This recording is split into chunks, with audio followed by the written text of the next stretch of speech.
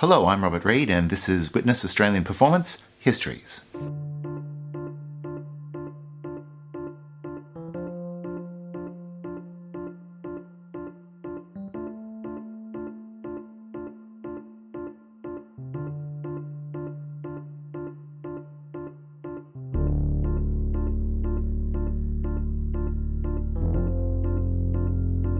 Before we begin, however, I wanted to take a moment to step back and consider the whole thing, theatre and live performance in Australia, and to ask, why do we care?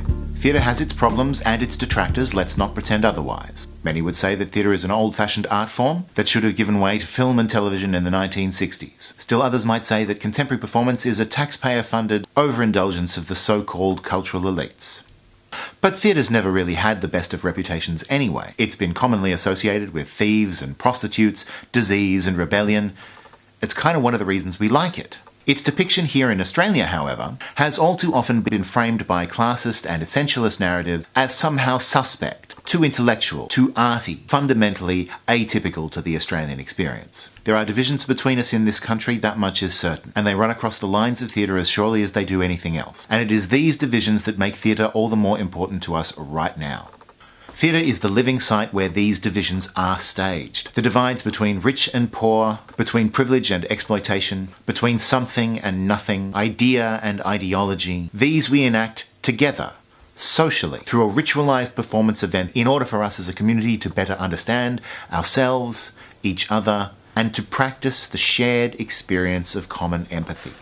This is a crucial aspect of how a culture articulates itself in the moment and works out its shit. The need for that process does not go away simply because the cultural and mechanical means for its production have changed. A culture needs to be able to represent itself, to speak back to itself, to argue with itself and say, what if we did these things differently? As these feedback mechanisms and processes become increasingly commercialized and curated by global organizations, and as the local live processes of feedback are enclosed and scaled to better serve the needs of the largest organizations within the community, the more rigid these feedback processes become and the less useful. We struggle to argue in this country for the economic benefits of the performing arts, because numbers are abstract and are difficult to make concrete, and because once you begin to argue for the value of culture as a solely economic good, you have already allowed the terms of the argument to be redrawn around you and thereby lost the argument. We have attempted to describe the inherent good of the performing arts and yet fail to draw a convincing line between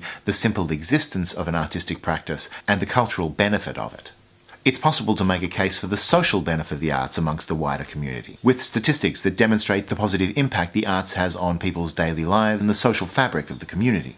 But this then reduces the arts to a social utility and also places us in a queue behind ambulance drivers and school teachers for government funding. Rather than argue for why the arts are and always have been an important part of Australian life, I'm just going to tell you their story and hopefully show you. Australian theatre proceeds, or at least has heretofore proceeded by, a series of erasures, which is perhaps unsurprising for a culture founded on erasure. A common habit of many of our histories is to say of Australian theatre that prior to 1950 there was none. This is one of the pernicious habits of thinking that encumber the Australian theatre community and are largely perpetuated by the community itself. Almost like superstitions or catechisms, we carry on for the sake of tradition and to identify ourselves to each other as members of the long-suffering, benighted Australian performing arts community, sharing our common hardships, misunderstandings and woe, articles of bad faith about the contract between Australian theatre and its audiences, where they are and who they're allowed to be. So I would like these histories to shine some more light on these catechisms and darknesses, so that we can all better tell the story of Australian theatre as it is. The need to speak back to society is a powerful current in any culture. It will not remain boxed in for long. Like water on concrete and money in politics, it finds every crack and crevice.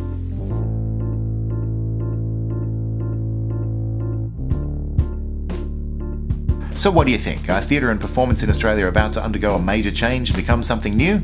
Or are we going to just continue making the same old work for the same old audiences and doing what little we can with the little we're given? We here at Witness are interested to hear what you think about the state of Australian theatre at the moment.